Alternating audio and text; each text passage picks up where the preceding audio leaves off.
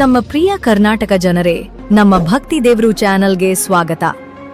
ಮೈಸೂರು ಅರಮನೆ ಬಗ್ಗೆ ಕೇಳಿದಾಗ ನಿಮಗೆ ಏನು ನೆನಪಾಗುತ್ತದೆ?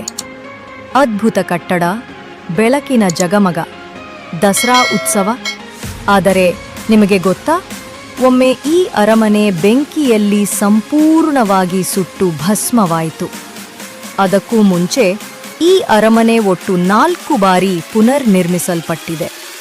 ಈ ವಿಡಿಯೋದಲ್ಲಿ ಆ ಸಂಪೂರ್ಣ ಇತಿಹಾಸ ಮತ್ತು ಮೈಸೂರು ದಸರಾ ಮಹಿಮೆ ತಿಳ್ಕೊಳ್ಳೋಣ.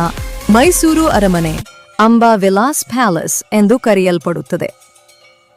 ವೋಡೆಯರ್ ವಂಶದ ಪ್ರತಿಷ್ಠೆಯ ಪ್ರತೀಕ. ಮೊದಲ ಅರಮನೆ 14ನೇ ಶತಮಾನದಲ್ಲಿ ಮರದಿಂದ ನಿರ್ಮಿತವಾಯಿತು. 1638 ರಲ್ಲಿ ಕಾಂತಿರವ ನರಸರಾಜ ವೋಡೆಯರ್ ಪುನರ್ನಿರ್ಮಿಸಿದರು.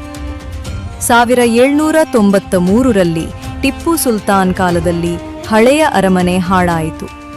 ನಂತರ ಮುಮ್ಮಡಿ ಕೃಷ್ಣರಾಜ ವೋಡೆಯರ್ ಮತ್ತೆ ಕಟ್ಟಿಸಿದರು. ಮದುವೆಯ ಸಂದರ್ಭದಲ್ಲಿ 1897 ರಲ್ಲಿ ಬೆಂಕಿ ಬಿದ್ದು ಮರದ ಅರಮನೆ ಭಸ್ಮವಾಯಿತು.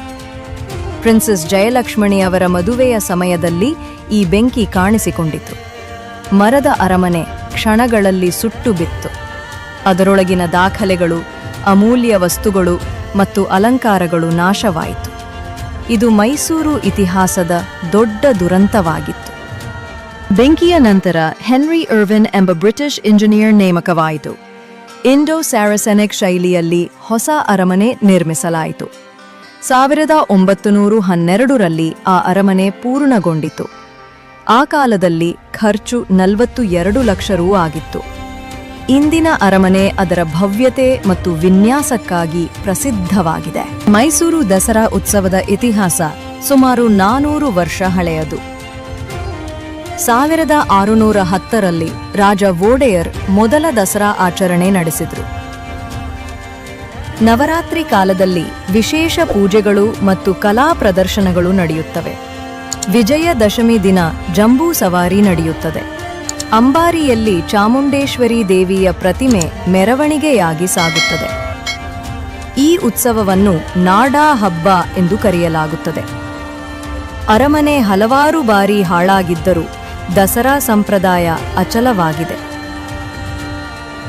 ಮೈಸೂರು ಅರಮನೆ 4 ಬಾರಿ ಕಟ್ಟಲ್ಪಟ್ಟು ಇಂದಿನ ದಿವ್ಯ ರೂಪಕ್ಕೆ ಬಂದಿದೆ. ಮೈಸೂರು ದಸರಾ ಕರ್ನಾಟಕ ಸಂಸ್ಕೃತಿಯ ಹೃದಯವಾಗಿದೆ.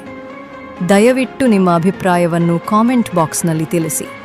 ದಸರಾ ಉತ್ಸವದ ಜಯೋತ್ಸವ ನಿಮ್ಮ ಜೀವನಕ್ಕೆ ಸಾರ್ಥಕತೆ ತರಲಿ.